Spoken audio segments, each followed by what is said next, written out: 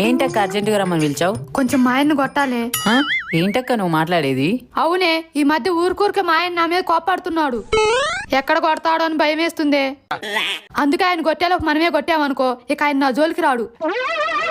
దానికి నేనెందుకు? నువ్వు ఒక్కదానివే కొట్టచ్చుగా. చిన్నోర్మి, నీకెన్నిసార్లు కోరేసేవలేదే? ఇంతవరకు ఆ గిన్నె కూడా ఇవ్వాలా? నేను అడిగానా?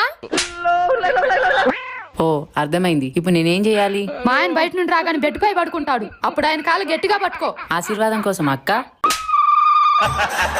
కాదే తెక్కలదానా, కదలకుండా ఉండడానికి. మరి జాడిచితంటే? బావే కదే.